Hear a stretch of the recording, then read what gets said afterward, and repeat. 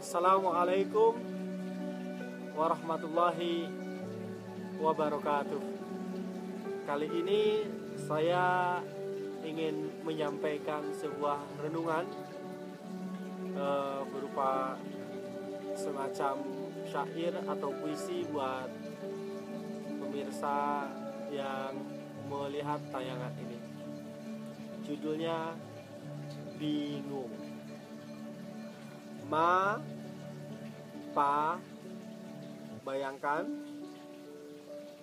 kalimat yang akan saya keluarkan itu muncul dari mulut anak, dari lisan anak. Sekali lagi, saya ulangi. Judulnya Bingung. Ma, Pa, ingat ketika aku bayi, kalian memelukku erat, mendekapku hangat. Engkau husu rawat diriku dengan perkataan dan tindakanmu. Tapi setelah aku bisa berkata-kata, setelah aku dapat berlari gembira, setelah aku dapat bermain bersama, terasa ada yang aneh. Apa itu? Namun aku tak berani bertanya, karena aku tak tahu bagaimana caranya bertanya. Di luaran, engkau begitu manis pada setiap orang, bahkan pada orang yang baru kau kenal. Jika orang lain berbuat salah, engkau tersenyum memaafkan. Oh, tidak apa, gak sengaja ini, katamu. Tapi kenapa kepadaku engkau begitu perkasa, Papa? Engkau begitu perasa, Mama? Kenapa kau coret mobil Papa? Hah? Mahal membetulkannya. Kenapa kau acak-acak kasur ini? Hah? Mama capek merapikannya. Lalu engkau menghardikku, meneriaki aku merah padam wajahmu. Tak sanggup benar aku melihat sorot tajam matamu. Hancur hatiku. Tadinya berharap engkau memberikan pujian karena aku menggambar pemandangan di mobil Papa. Tadinya berharap Mama perhatikan karena aku buat rumah-rumahan. Tapi Mama malah bilang begini, ini baru peringatan. Apa daya tubuh mungilku menerima cubitan, diseret, disingkirkan, atau bahkan dikunci di kamar dari orang yang Allah berikan amanah, berikan dekapan dan perlindungan. Ma, Pa, andaikan aku mengerti aturan dewasa seperti kalian, mungkin aku akan lakukan. Sayang, aku kan manusia, aku bukan manusia seperti kalian. Maafkan kami ya Pa, Ma, Ayah, Ibu, Umi, Abi, karena kami belum terampil membaca pikiran kalian. Maafkan kami karena kami belum terampil berbuat kebaikan.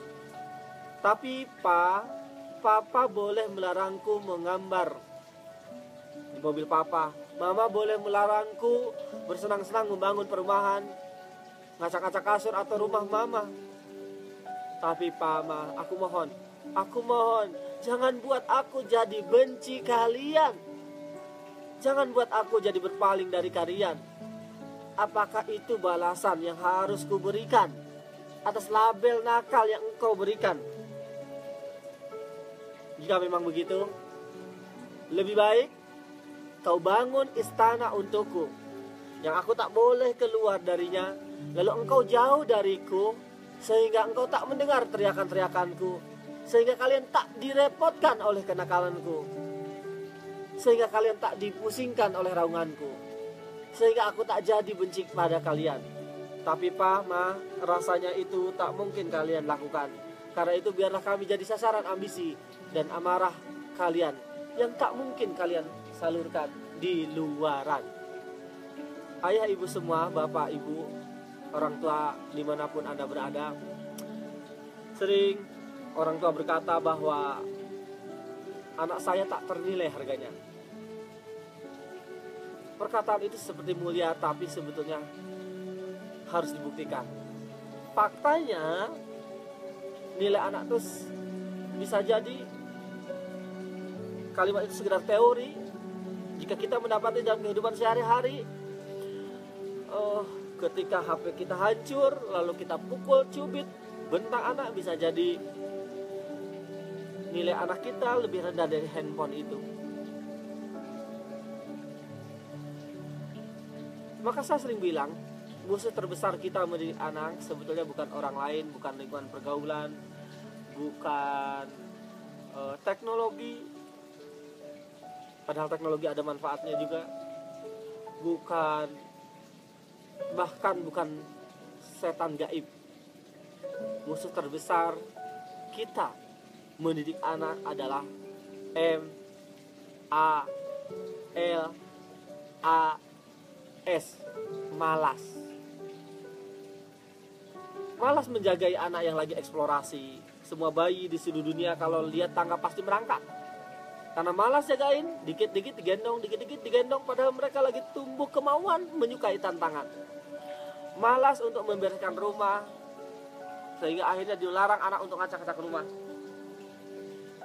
Ya, malas mentarbiyah, menginstal software pada otak anak, tapi menuntut hardware anaknya berbuat baik, soleh dan seterusnya. Malas murojaah sama anak, tapi menuntut anak terjaga hafalannya.